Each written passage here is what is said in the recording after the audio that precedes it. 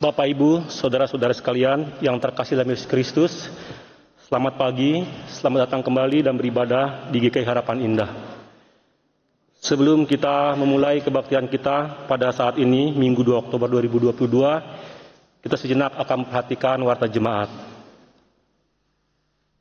Warta jemaat yang pertama adalah mengenai pelayanan firman. Pelayanan firman Tuhan hari ini dilayani oleh Pendeta Joseph Go Tiong Ham dari GKI Agus Salim, Bekasi. Majelis Jemaat mengucapkan terima kasih atas pelayanannya. Tuhan Yesus memberkati. Yang berikutnya adalah berita duka cita. Majelis Jemaat turut berduka cita atas berpulangnya ke pangkuan Bapak di surga, Ibu Lai San Yung, ibunda dari Bapak Ong Tek Hyong atau Bapak Lukas, mertua dari Diaken Haniati Lasiman, pada hari Rabu tanggal 28 September, dalam usia 80 tahun. Dimakamkan pada hari Jumat, tanggal 30 September di Tegal Alur. Kiranya Tuhan memberi kekuatan dan penghiburan bagi segenap keluarga yang ditinggalkan. Selanjutnya adalah mengenai sakramen baptis kudus anak. Majelis Jemaat GKI Harapan Indah pada hari Minggu tanggal 9 Oktober 2022 di kebaktian umum kedua akan melaksanakan sakramen baptis kudus anak.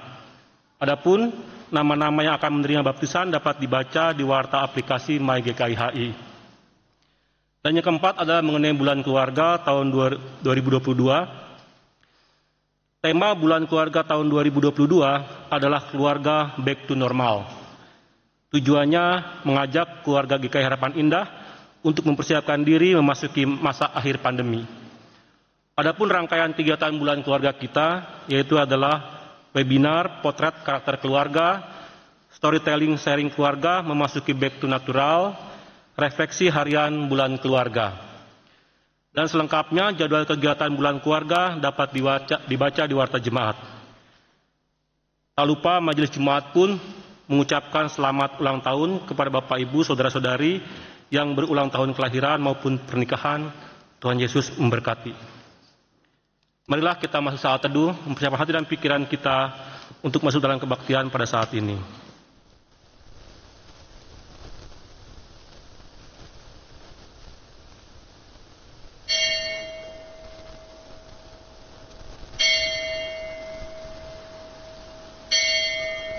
Kita bangkit berdiri.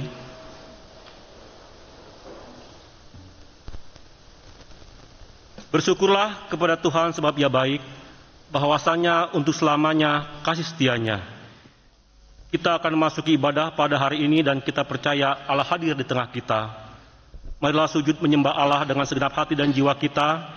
Kita mohon agar melalui ibadah ini kita diperbaharui dalam iman dan mendapat kekuatan baru untuk menghidupi panggilan yang Tuhan berikan kepada kita.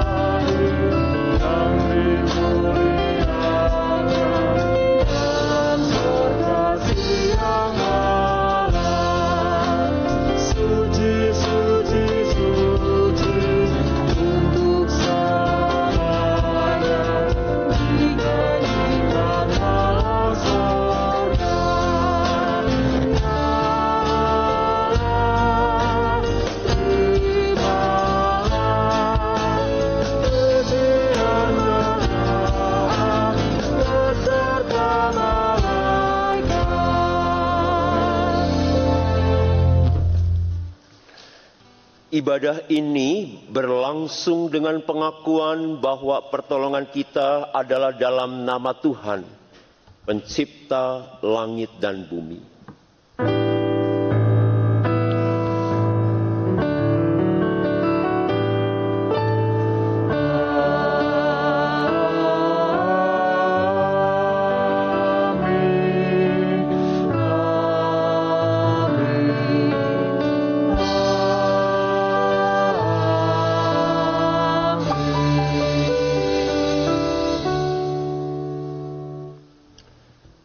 Tuhan beserta saudara. Dan beserta saudara juga. Minggu ini kita membuka rangkaian acara Bulan Keluarga tahun 2022 yang mengangkat tema besar Keluarga BTN Back to Normal. Selama lebih dari 2 tahun, kehidupan kita telah sangat terdampak oleh pandemi COVID-19, termasuk kehidupan keluarga. Ada banyak perubahan-perubahan terjadi. Pengalaman baru yang tidak pernah terbayangkan sebelumnya yang terjadi di tengah keluarga kita, baik terkait pekerjaan, studi, ibadah, relasi dengan sesama, dan aktivitas lainnya. Kita bersyukur pandemi telah mereda, kehidupan pun lambat laun pulih kembali. Namun kita menyadari dampak perubahan yang terjadi selama pandemi tidak begitu saja dapat kita hilangkan. Dampak sosial, psikologis, dan spiritual yang dialami oleh setiap anggota keluarga telah membawa perubahan dalam kehidupan keluarga. Ada perubahan-perubahan yang akan menjadi kenormalan baru dan kita harus menyesuaikan diri dengan perubahan ini. Melalui rangkaian agenda Bulan Keluarga tahun ini, kita diajak untuk mempersiapkan diri dan merespon dengan tepat setiap perubahan yang terjadi. Agar melalui respon yang tepat ini, kita mampu merangkul perubahan menjadi sebuah kekuatan yang membawa kita semakin berakar, bertumbuh dan berbuah dalam Kristus. Sebelum kita melanjutkan ibadah ini, marilah kita menghadap Tuhan di dalam doa secara pribadi, memohon pengampunan dan pertolongan Tuhan. Mari kita berdoa.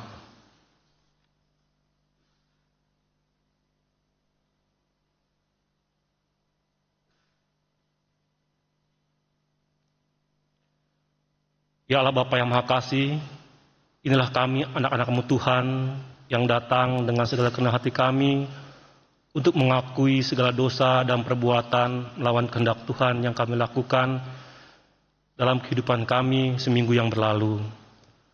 Tuhan, kami sadar di tengah cinta kasih Tuhan, pemeliharaan Tuhan, anugerah Tuhan yang melimpah dalam kehidupan kami masih acap kali membuat hal-hal yang tidak layak, memalukan, bahkan jahat di hadapan Tuhan.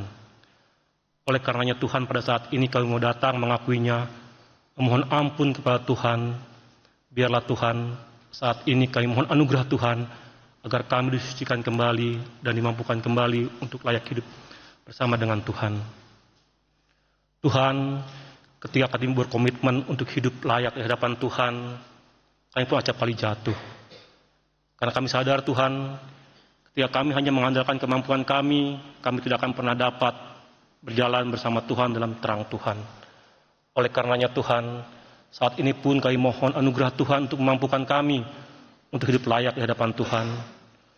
Untuk betul-betul menerima panggilan Tuhan sebagai terang dan garam di tengah dunia ini, dimanapun dan kapanpun Tuhan menempatkan kami.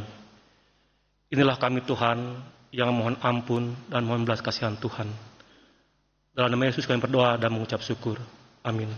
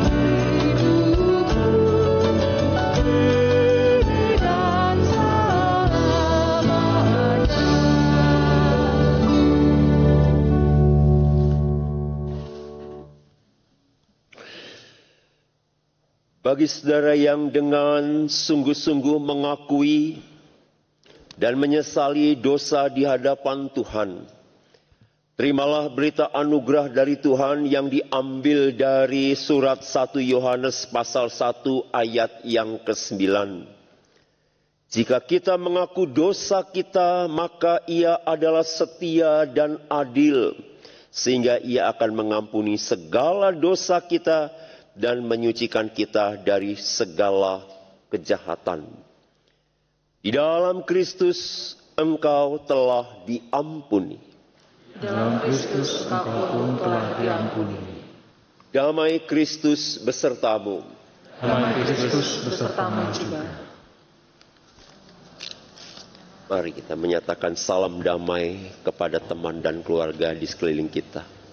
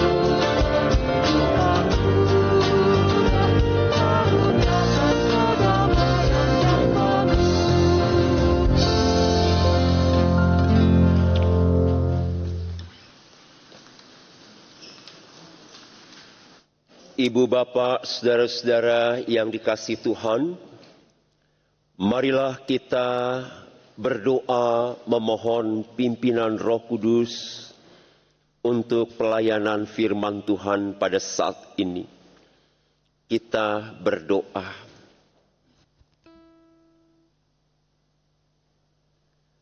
Bapa yang Maha Kasih, di dalam Yesus Kristus Tuhan kami,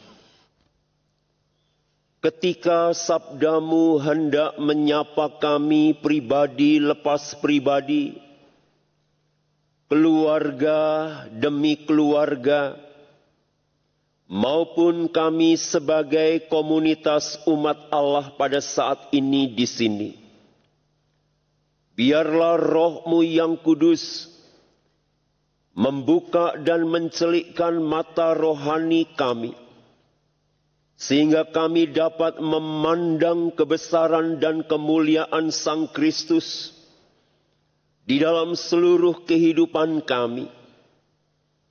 Dan tolong kami dengan Roh-Mu yang kudus, agar kami semua dapat menjadi saksi-saksi Tuhan yang hidup di tengah-tengah dunia, di mana Tuhan menghadirkan kami dalam kehidupan ini.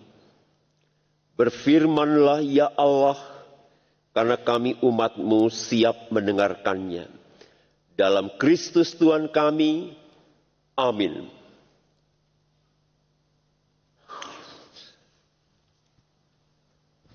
Pembacaan pertama hari ini terambil dari Habakuk 1 ayat 1 sampai 4 dilanjut dengan Habakuk 2 ayat 1 sampai 4.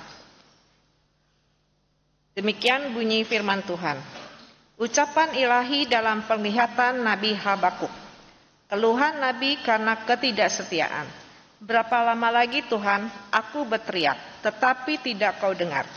Aku berseru kepadamu penindasan, tetapi tidak kau tolong. Mengapa engkau memberatkan kepadaku kejahatan sehingga aku memandang kelaliman? Ya, aniaya dan kekerasan ada di depan mataku, pembantahan, pertikaian terjadi. Itulah sebabnya hukum kehilangan kekuatan dan tidak pernah muncul keadilan. Sebab orang fasik mengepung orang benar, itulah sebabnya keadilan muncul terbalik. Dilanjut kedua. Orang benar dalam hidup oleh karena percayanya. Aku mau berdiri di tempat pengintaianku dan berdiri tegak di menara. Aku mau meninjau dan menantikan apa yang akan difirmankannya kepadaku dan apa yang akan dijawabnya atas pengaduanku. Lalu Tuhan menjawab aku, demikian. Tulislah penglihatan itu dan ukirlah pada loh-loh, supaya orang sambil lalu dapat membacanya. Sebab penglihatan itu masih menanti saatnya, tetapi tidak bersegera menuju kesudahan dengan tidak menipu. Apabila berlambat-lambat, nantikanlah itu. Sebab itu, sungguh-sungguh akan datang dan tidak akan bertangguh.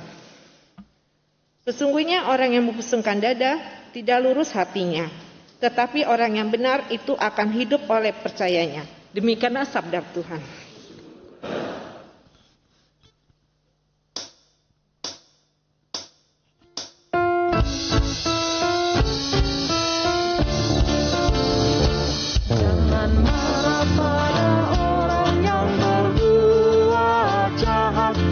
Jangan iri pada orang yang berbuat curang.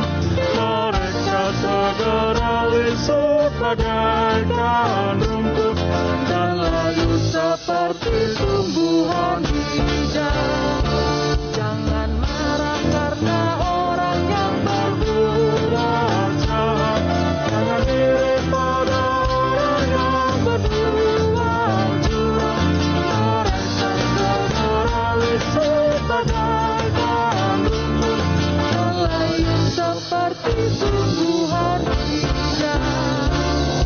Percayalah pada Tuhan dan lakukanlah yang baik, dan diamlah di negeri dan berlakukan setia, dan sesukacitalah karena Tuhan.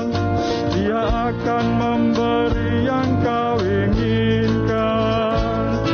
Serahkanlah hidupmu, percayalah kepada Tuhan, dan Dia akan bertindak. Munculkanlah kebenaranmu dan berdiam diri di hadapan Tuhan, dan dengan bersaksi nantikanlah Dia.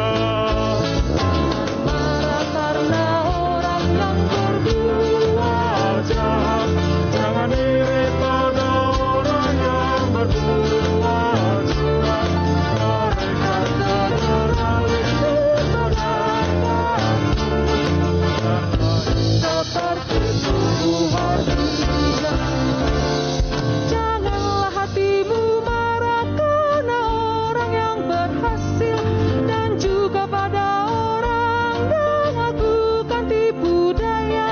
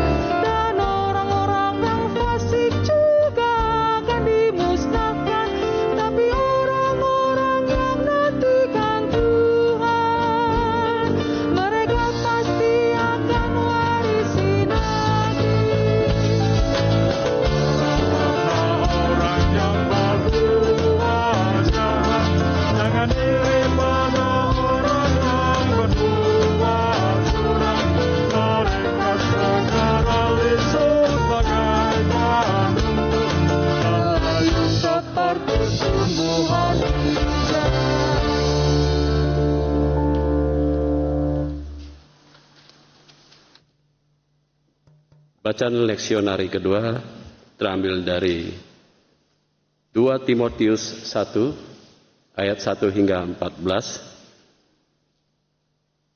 2 Timotius 1 ayat 1 hingga 14.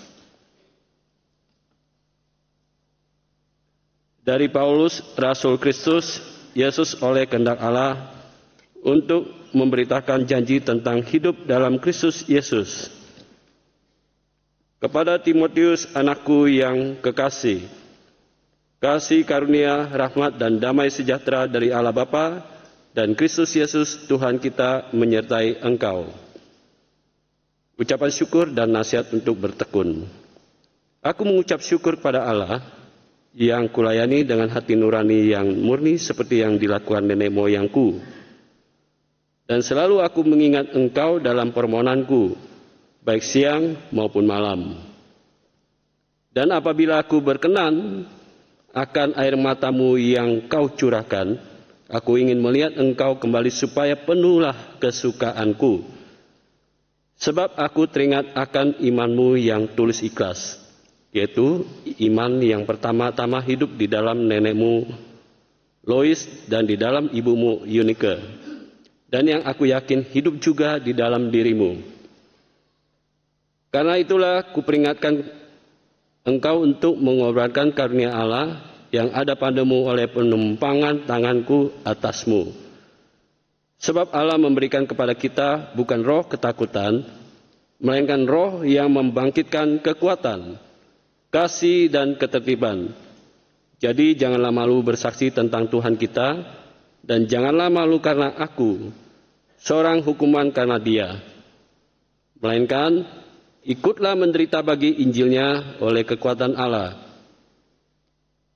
Dialah yang menyelamatkan kita dan memanggil kita dengan panggilan kudus, bukan berdasarkan perbuatan kita, melainkan berdasarkan maksud dan kasih karunia-Nya sendiri yang telah dikaruniakan kepada kita dalam Kristus Yesus sebelum permulaan zaman, dan yang sekarang dinyatakan oleh kedatangan Juru Selamat kita, Yesus Kristus, yang oleh Injil telah mematukan kuasa maut dan mendatangkan hidup yang tidak dapat binasa.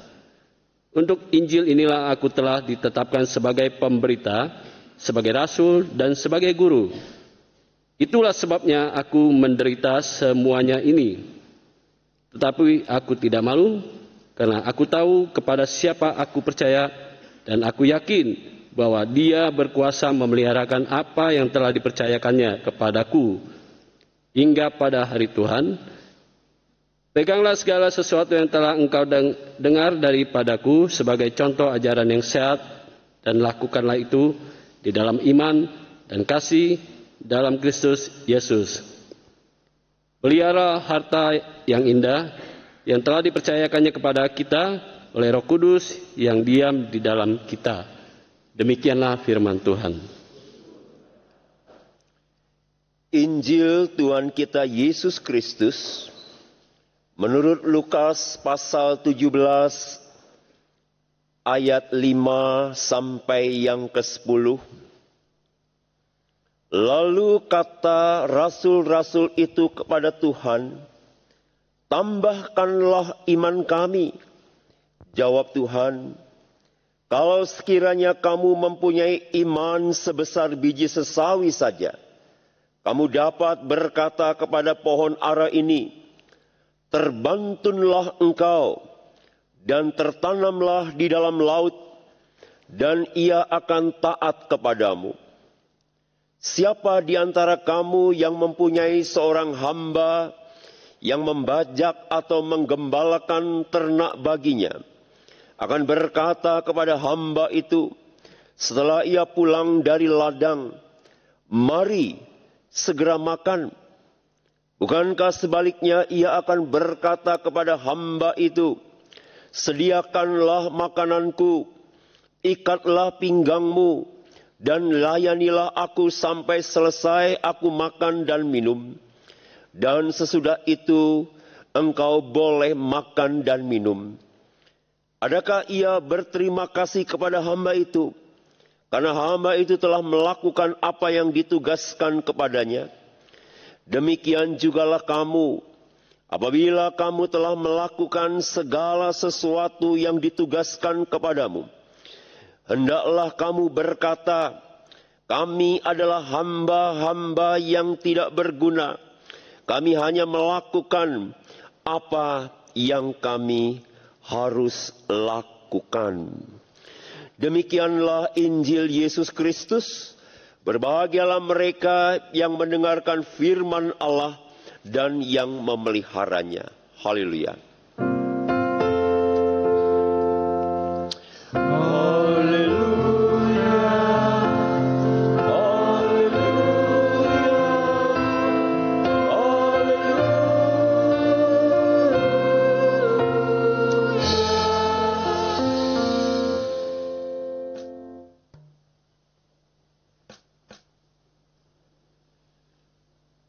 Ibu bapak, saudara-saudara yang dikasihi oleh Tuhan Yesus Kristus, bulan Oktober menjadi salah satu bulan yang istimewa bagi setiap orang yang percaya.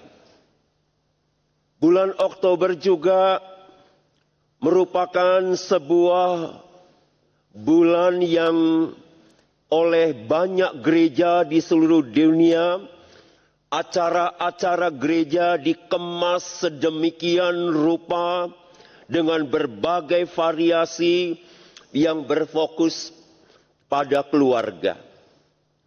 Jadi bulan keluarga boleh dikatakan mempunyai tempat yang sungguh penting di dalam kehidupan gereja-gereja hampir di seluruh dunia. Sedikit asal-usul daripada yang namanya bulan keluarga itu, saudara-saudara, di Tiongkok dan di India sebelum Perang Dunia Kedua itu namanya, atau gereja-gereja di Tiongkok dan India itu menamakan Pekan Keluarga. 1 minggu aktivitas kegiatan gereja difokuskan mengenai masalah-masalah keluarga. Ya. Nah, di dalam kegiatan Pekan Keluarga itu gereja di Tiongkok dan di India pada saat itu melihat bahwa ternyata banyak masalah, persoalan, pergumulan yang terjadi di dalam kehidupan keluarga-keluarga Kristen. Dan gereja mengemas demikian rupa dan membuat acara-acara yang menarik untuk membangkitkan, untuk mensupport, untuk mendukung agar keluarga ini tetap tegar, tetap berani, tetap bersemangat di dalam menghadapi masalah-masalah kehidupan. Ketika namanya masih Pekan Keluarga, gereja melihat bahwa kegiatan di bulan Oktober Pekan Keluarga ini boleh dikatakan waktunya itu sangat singkat, sangat pendek, tidak cukup. Lalu ada beberapa orang yang namanya Gerakan Christian Home, ya. Nah, Christian Home ini sekelompok orang-orang Kristen yang memikirkan bagaimana keluarga itu tetap mendapat peranan yang penting di dalam gereja, yaitu bagaimana kalau setiap bulan Oktober dikembangkan saja bukan 1 pekan, tetapi 1 bulan penuh. Jadi dari Pekan Keluarga dikembangkan menjadi bulan keluarga. Setelah Perang Dunia Kedua, saudara-saudara, gereja-gereja di Tiongkok lalu mencanangkan yang namanya bulan keluarga itu menjalar ke India, merembet sampai ke seluruh dunia, sampai ke sini, ke Indonesia. Itu sejarah asal-usulnya secara singkat, saudara-saudara. Di dalam gagasan bulan keluarga ini, bahwa keluarga itu adalah intinya atau jemaat gereja yang terkecil dari sebuah jemaat. Atau boleh dikatakan gereja menjadi seperti apa dan sangat ditentukan oleh keluarga-keluarga di dalamnya. Keluarga menjadi dunia mini, dunia kecil, tempat berbagi, men-sharing, memecahkan masalah-masalah kehidupan di dalam keluarga. Ibu bapak, saudara-saudara yang dikasihi oleh Tuhan Yesus Kristus. Kalau tema ibadah kita pada saat ini adalah keluarga Kristen yang memiliki iman seorang hamba, lalu dikaitkan dengan jemaat GKI Harapan Indah yang mempunyai tema khusus, yaitu Back to Normal. Nah, saudara-saudara, ketika kita menghayati keluarga Kristen memiliki iman seorang hamba lalu dikaitkan back to normal, itu berarti bahwa iman kita ketika kita merenungkan, merefleksikan kembali. Selama 2,5 tahun kita berada dalam situasi krisis pandemi global. Dunia usaha, pendidikan, keagamaan, bahkan keluarga-keluarga di dunia mengalami perubahan-perubahan, mengalami krisis-krisis yang hebat, saudara-saudara. Dan boleh dikatakan sepanjang 2,5 tahun pandemi global pada saat itu nyaris meluluh lantakan semua aspek kehidupan di tengah-tengah dunia ini. Sebagai orang percaya kita bersyukur bahwa kalau pandemi pada saat ini sudah mereda, sudah terkendali, walaupun belum seluruhnya hilang, saudara-saudara ya. Kita nggak tahu hilangnya sampai kapan. Tetapi kalau pandemi itu sudah terkendali, semakin hari semakin baik, memang betul. Kita meyakini bahwa di dalam semua peristiwa kejadian, termasuk keluarga-keluarga Kristen, di dalam melewati krisis global hingga saat ini itu, saudara-saudara, itu tidak lepas dari campur tangan Tuhan, kehadiran Tuhan. Itu juga tidak lepas dari iman, kepercayaan kita kepada Allah, bahwa Allah itu mempunyai hak prerogatif, Allah itu mempunyai kedaulatan yang penuh, Dia mempunyai kebesaran yang tidak bisa dibandingkan oleh krisis apapun di dunia ini. Namun kita mengakui bahwa ketika sebuah peristiwa kehidupan yang kita alami, atau boleh yang kita katakan pada saat ini kita berada dalam tatanan sebuah normal kehidupan yang nampak-nampaknya kita akan kembali sebelum era pandemi itu terjadi, saudara-saudara. Namun satu hal yang sebenarnya di dalam kita menghadapi kehidupan ini, jangan-jangan bukanlah masa pandemi itu lagi yang menjadi keresahan kita. Bukanlah menjadi ketakutan, kekhawatiran yang besar. Para pemimpin bangsa kita mengatakan tahun 2023 ke depan, saudara-saudara, justru yang dikhawatirkan adalah krisis pangan. Krisis energi, karena dampak perang Ukraina dan Rusia yang belum kelar hingga saat ini. Dan krisis-krisis lain yang serba tidak pasti, yang bisa mengguncangkan kestabilan banyak negara di dunia ini, saudara-saudara, itu mungkin yang menjadi satu kekhawatiran, yang menjadi kecemasan, yang menjadi ketakutan dalam pengertian secara manusia.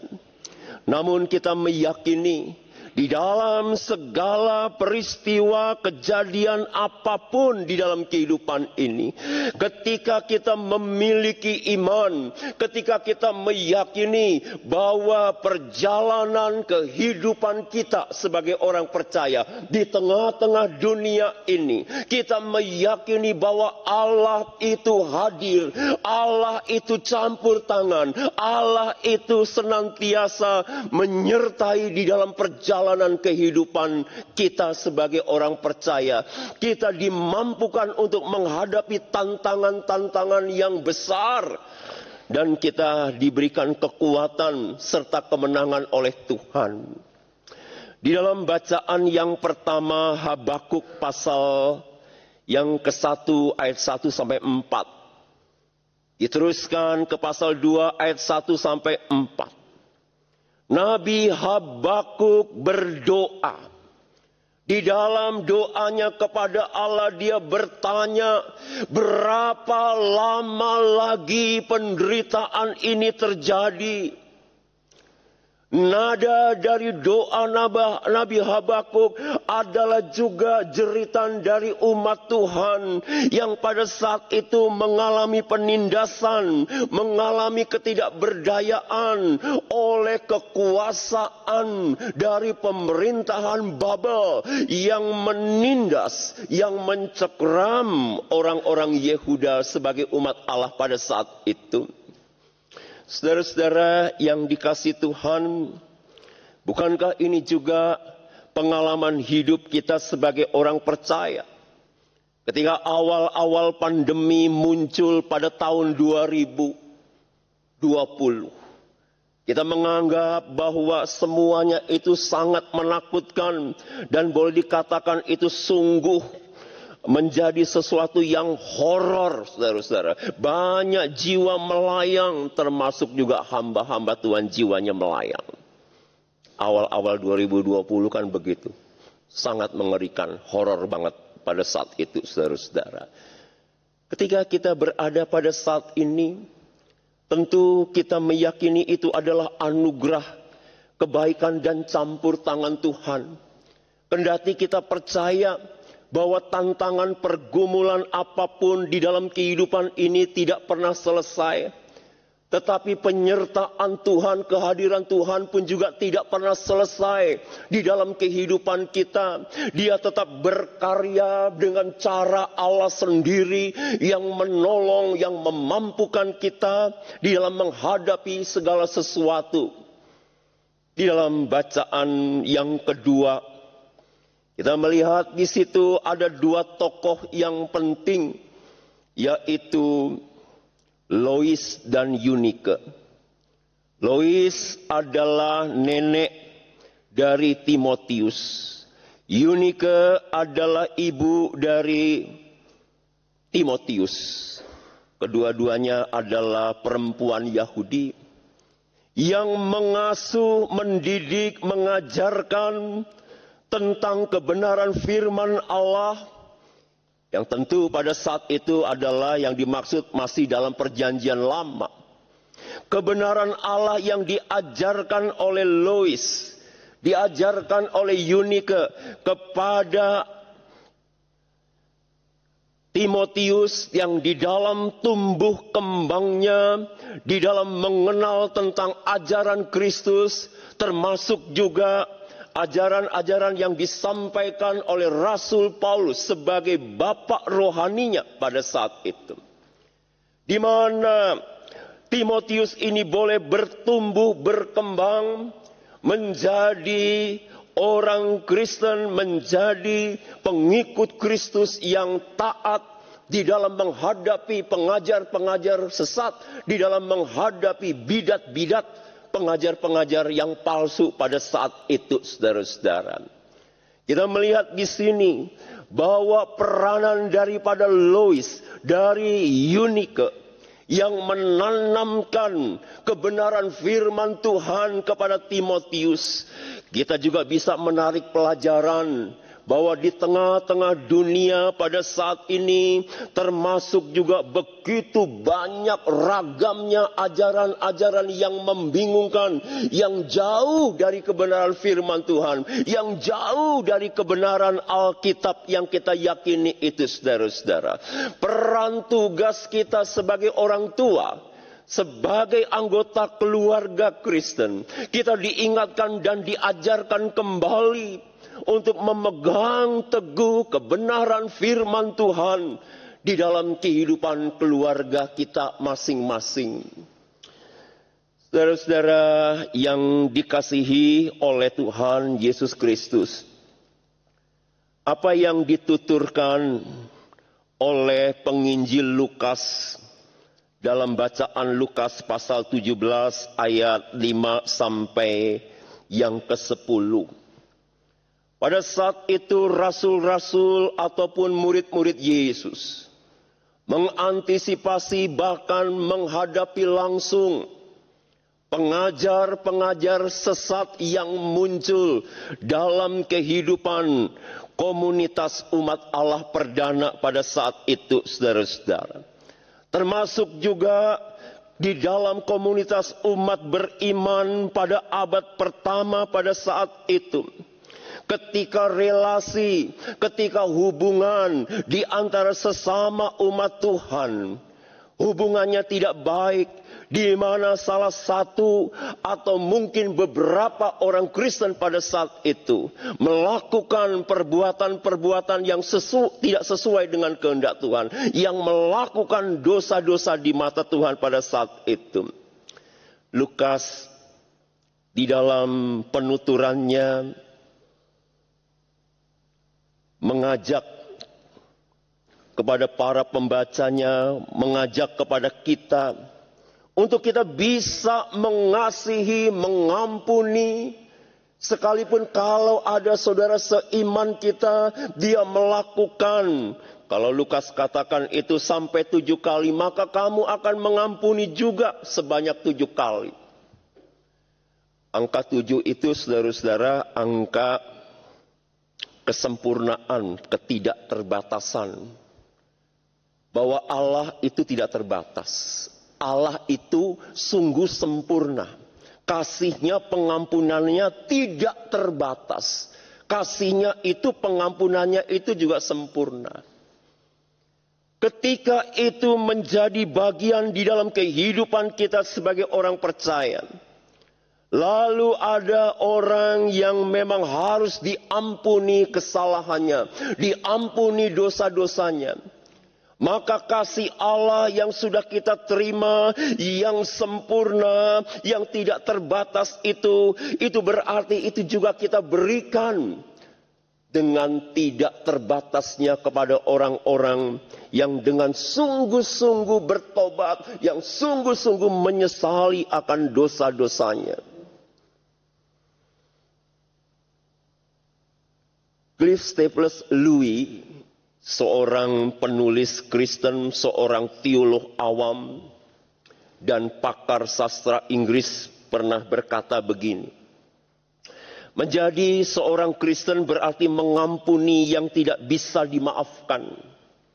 Karena Tuhan telah mengampuni yang tidak bisa dimaafkan di dalam kamu. Saya ulangi ya.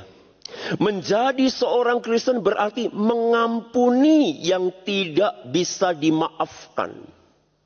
Karena Tuhan telah mengampuni yang tidak bisa dimaafkan di dalam kamu. Mungkin ibu bapak pernah dengar cerita Nelson Mandela yang pernah dipenjara selama kurang lebih 27 tahun. Di dalam penjara itu, saudara-saudara, Mandela mengalami perlakuan-perlakuan yang sangat buruk, yang sangat tidak manusiawi dari sipir-sipir penjaranya pada saat itu, saudara-saudara. Tetapi justru ketika ada sebuah pergolakan, singkat kata, ketika ada satu perubahan transformasi politik yang sangat besar di Afrika Selatan pada saat itu. Ketika Mandela menjadi orang nomor 1 di Afrika Selatan saat itu, para ajudannya, para pendukungnya berbisik-bisik setiap hari. Tuan, Anda saat ini menjadi orang nomor 1 di Afrika Selatan. Anda bisa berbuat apa saja dengan sangat mudah, sangat gampangnya. Karena Anda seorang presiden. Mandela mengatakan kepada presidennya, maksudnya apa? Konkretnya apa yang harus aku lakukan? Para pembisiknya rata-rata mengatakan begini. Binasakan, gantung, bunuh lawan-lawan Anda yang menyakiti Anda selama 27 tahun itu. Saudara-saudara, apakah Mandela tidak bergumul di dalam menanggapi bisikan-bisikan setiap hari dari para pendukungnya itu. Dia bergumul berat sebagai seorang Kristen yang saleh. Di dalam penjara ia pun juga sering berdoa, sering membaca Alkitab, merenungkan firman Tuhan. Namun ketika dia menjadi orang nomor 1 di Afrika Selatan pada saat itu, ia bergumul dengan kebenaran-kebenaran firman Tuhan ini. Dia bergumul kalau dia mengikuti hasrat kemanusiaannya. Dia ingin membalas dendam. Dia ingin melampiaskan kemarahan kebenciannya kepada para musuhnya pada saat itu. Di tengah ketidakberdayaan, di tengah tangisannya, di tengah peperangan batinnya yang sangat berat pada saat itu, saudara-saudara. Entah bagaimana ia menjawab kepada para pendukungnya. Aku memang tidak bisa melupakan masa lalu. Dan memang tidak perlu dilupakan masa lalu itu. Tetapi aku tidak mau dikuasai, tidak mau dihanyutkan oleh masa lalu. Aku tidak mau terus-terusan menoleh ke belakang. Tetapi sekarang tengoklah sekarang ini dan lihatlah ke depan. Mari dengan semua orang tanpa terkecuali lawan ataupun kawan membangun Afrika Selatan secara baru. Saudara-saudara, apa yang dilakukan oleh Nelson Mandela ini, saudara-saudara, adalah rahmat anugerah Tuhan. Bukan kebisaan dia, bukan kemampuan dia, bukan kehebatan dirinya. Enggak. Itu adalah anugerah kebaikan Tuhan saja yang memampukan dirinya. Para rasul pun juga merasa berat, bagaimana mungkin mengampuni orang terus-terusan. Tidak heran para rasul pada saat itu mengatakan kepada Yesus pada ayat yang kelima, Tuhan tambahkanlah iman kami. Kita menafsirkannya jangan-jangan memang tidak sanggup, imannya kecil, imannya kurang.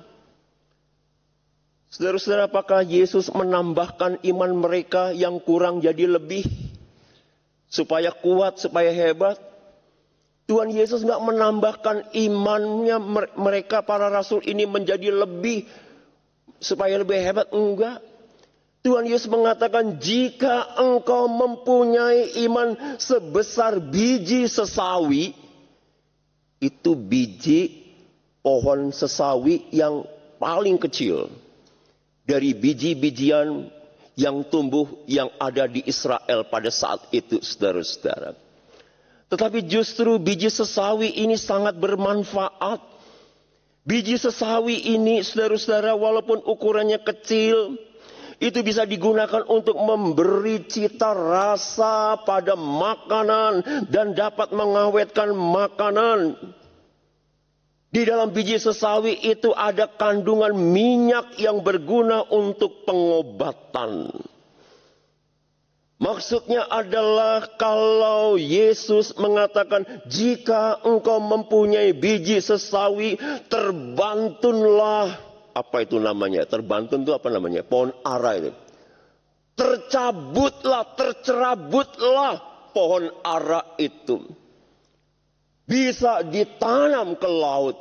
Maksudnya saudara-saudara bukan berarti pohon ara ditanam di laut ya. Ini ingin mengatakan bahwa iman itu adalah anugerah.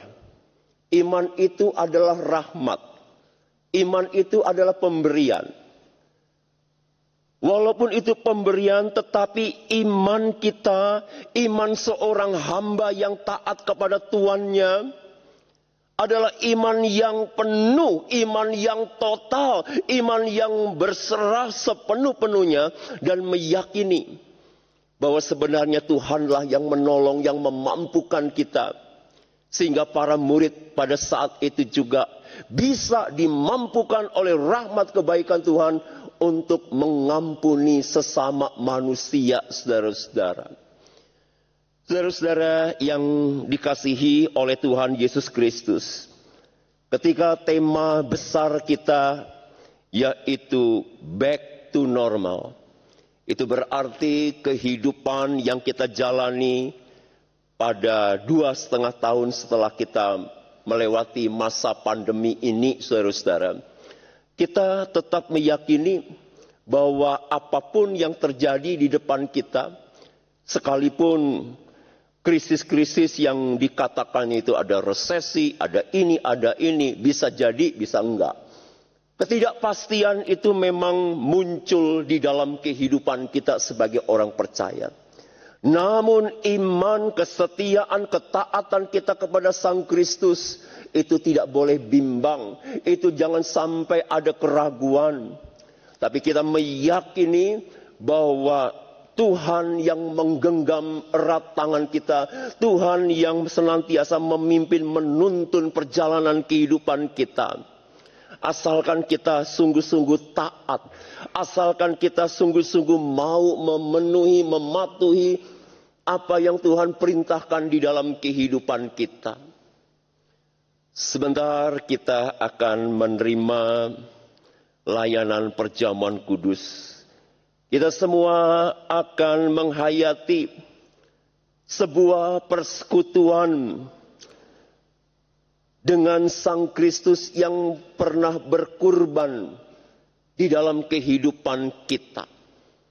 Itu berarti, saudara-saudara, kita mengimani bahwa melalui perjamuan kudus ini, kita berharap bahwa iman kita dikukuhkan, dikokohkan, dikuatkan, diteguhkan di dalam kita menjalani hidup yang ada di depan kita, bahwa kita mampu, kita akan sanggup di dalam mengisi, memaknai arti perjalanan kehidupan kita. Apapun itu yang terjadi di dalam kehidupan kita. Tuhan menolong, memampukan kita semua. Amin.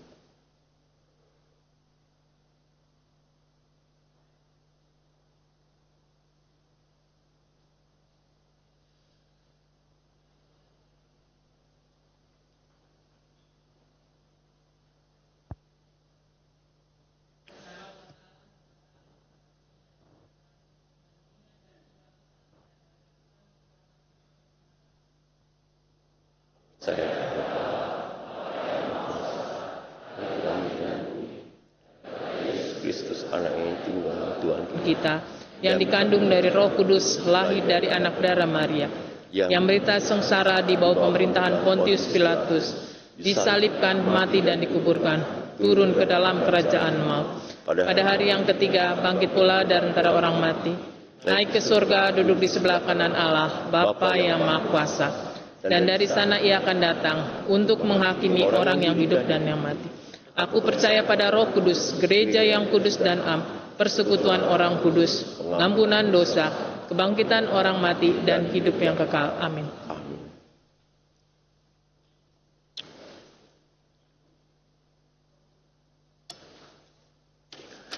Mari kita berdoa. Pada saat ini ya Tuhan, kami berdoa untuk para pengerja, majelis jemaat, pengurus komisi-komisi, dan para aktivis lainnya yang melayani Tuhan di jemaat GKI Harapan Indah ini. Biarlah panggilan dan tugas yang ditunaikan oleh pelayan-pelayan Tuhan ini semuanya untuk hormat, kebesaran, dan kemuliaan bagi nama Tuhan. Tuhan, satukan hati pikiran kami untuk dapat saling menerima, menopang, dan saling melengkapi satu dengan yang lain. Dan biarlah juga bagi umat-Mu yang belum sempat di dalam mewujud nyatakan kerinduannya untuk melayani Tuhan, Tuhan juga mau menggerakkan dengan kuasa Roh-Mu yang kudus, sehingga umat-Mu yang semula belum sempat melayani Tuhan, tetapi pada saat yang tepat mereka dapat melayani Tuhan dengan sungguh-sungguh sesuai dengan karunia dan talenta yang Tuhan percayakan kepada umat-Mu. Saat ini kami teringat kepada saudara-saudara kami yang sakit. Untuk Ibu Nelly Dameria Samosir, untuk Bapak Adielin Duru, untuk Bapak Wilkie William, untuk Ibu Heu Junlan dan Ibu Juliana Jorina Kana, Ibu Yunisar, Ibu Naomi Parta Darsana, Ibu Merina, Bapak Yosef Sibarani, Ibu Leli Asih, Ibu Ruminta Lubis, Bapak Ferdi Limengka, dan saudara-saudara kami yang sakit, yang bergumul namun tak tersebutkan namanya satu persatu. Engkau menilik mengenal mereka di dalam pergumulan sakit penyakitnya. Tuhan berkenan menguduskan obat-obat yang dikonsumsinya. Dan biarlah jamahan tangan Tuhan boleh dinyatakan, sehingga kesembuhan, pemulihan yang diharapkan itu boleh terwujud nyata. Bapa, pada saat ini juga kami berdoa bagi umat Tuhan yang hingga saat ini terus bergumul berjuang untuk mencari pekerjaan, untuk masa depannya, untuk kehidupan sehari-hari mereka. Karuniakan hikmat, bukakan jalan, biarlah upaya mereka tidak sia-sia, tapi dengan anugerah rahmat pertolongan Tuhan, mereka memperoleh sebuah pekerjaan yang layak, tepat pada waktunya. Pada saat ini juga kami berdoa, dalam bulan keluarga, melalui aktivitas kegiatan-kegiatan yang akan dilakukan selama bulan Oktober ini, melalui sebuah tema besar, Back to Normal. Biarlah setiap keluarga di tengah-tengah jemaat di sini boleh melangkah, mengayunkan kaki dengan leluasa, dengan segala aktivitasnya, dengan rasa syukur dan sukacita. Dan Tuhan mampukan setiap anggota keluarga untuk saling menerima, saling mengasihi, saling memahami satu terhadap yang lain. Dan melalui keluarga-keluarga di tengah-tengah jemaat ini, Tuhan mampukan untuk berderap bersama di dalam menyaksikan cinta kasih Kristus di tengah-tengah lingkup yang lebih luas lagi. Saat ini juga kami berdoa untuk saudara-saudara kami yang sudah berusia lanjut. Tuhan memberikan semangat sukacita. Tuhan mau memimpin setiap gerak langkah kehidupan saudara-saudara kami yang lanjut usia. Kami berdoa untuk ibu-ibu yang saat ini sedang mengandung dan merindukan keturunan putra atau putri. Biarlah janin yang dikandungnya dalam kondisi sehat. Biarlah makanan dan minuman yang dikonsumsi oleh ibu-ibu yang mengandung itu juga dapat diperhatikan segi kesehatannya. Dan Tuhan tolong agar di dalam penantian, dalam proses kelahiran dari putra atau putri yang dinantikan itu, boleh hadir, boleh lahir dengan sejahtera selamat, ibu dan anaknya, dengan sukacita dan kebaikan Tuhan. Bapa, pada saat ini juga kami berdoa untuk segala usaha misi dan pekabaran Injil yang dilakukan oleh gereja-gereja di seluruh dunia melalui berbagai sarana dan media. Biarlah semangat pekabaran Injil, misi kerajaan Allah yang dihadirkan di tengah-tengah dunia ini, nama Tuhan yang senantiasa dipermuliakan. Kami bersyukur ya Tuhan, 2,5 tahun pandemi global virus COVID-19 hingga saat ini semakin membaik, terkendali dengan baik. Namun kami tidak boleh lengah karena pandemi belum sepenuh-penuhnya hilang. Kami tetap disadarkan oleh berbagai media agar kami tetap memperhatikan protokol kesehatan. Dan ketika pemerintah masih melakukan vaksin booster kedua bagi para tenaga kesehatan di seluruh Indonesia, yang pada gilirannya kami pun juga akan menerima vaksin booster kedua, sehingga imun, kekebalan dalam tubuh kami ketika kami mengantisipasi virus COVID yang bermutasi dengan varian-varian yang tidak terduga itu, kami diberikan kemampuan, diberikan kesanggupan, kekebalan dan kesehatan bagi tubuh kami.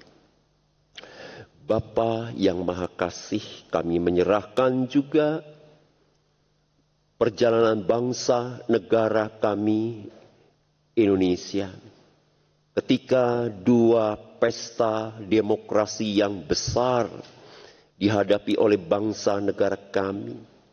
Pemilihan presiden dan wakil presiden pada 14 Februari 2024. Pemilihan kepala daerah, tingkat gubernur, bupati wali kota pada 27 November 2024 secara serentak. Atmosfer, tanda-tanda khususnya pemilihan presiden dan wakil presiden sudah terdengar, dan kami juga dengan literasi yang cukup membaca, memperhatikan, mencermati. Tuhan karuniakan hikmat agar kami boleh menggunakan hak pilih kami dengan benar dan bertanggung jawab, dan Tuhanlah yang memampukan kami di dalam berpartisipasi menentukan calon-calon pemimpin yang seturut dengan kehendak Tuhan. Inilah Bapa syafaat kami yang jauh daripada sempurna. Semuanya ini kami serahkan dalam nama Yesus Kristus Tuhan kami. Amin.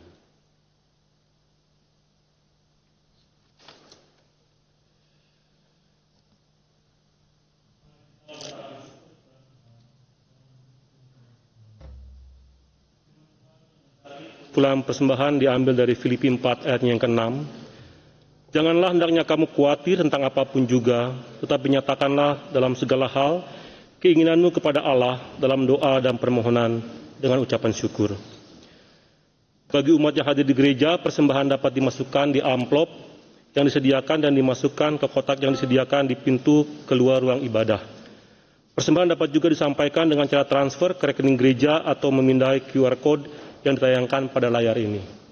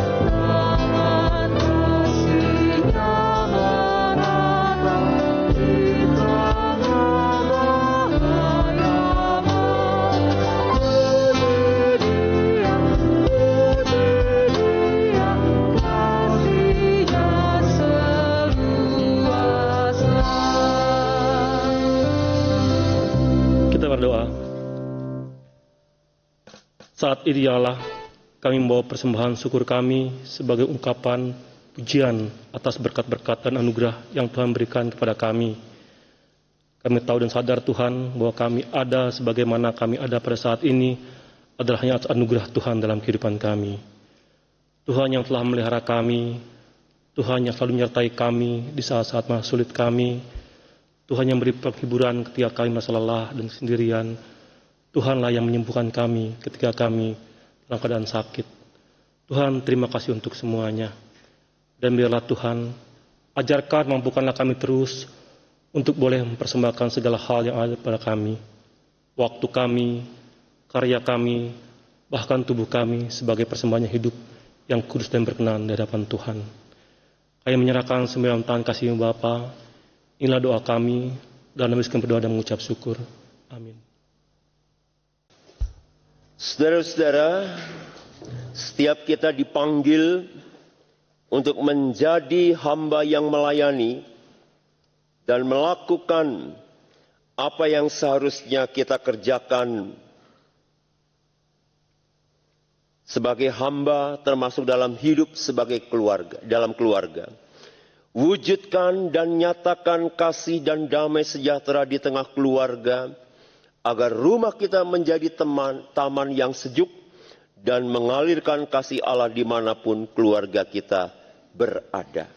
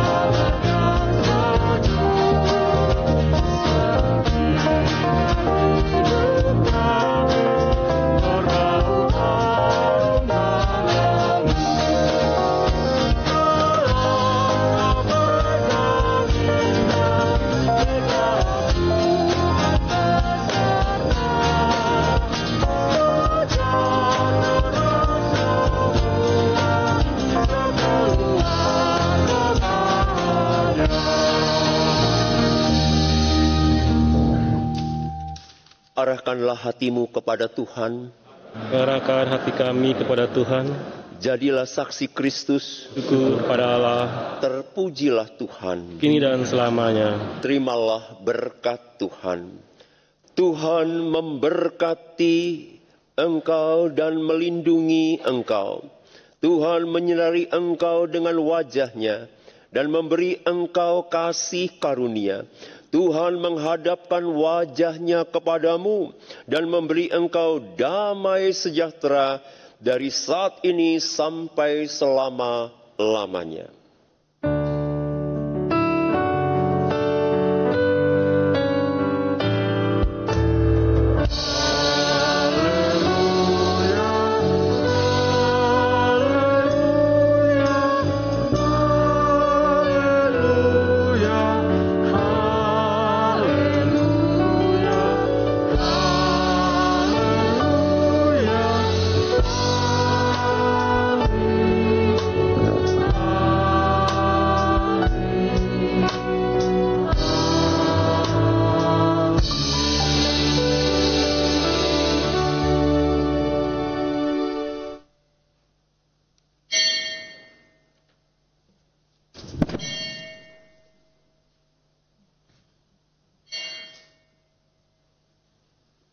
Kebaktian selesai, selamat hari Minggu.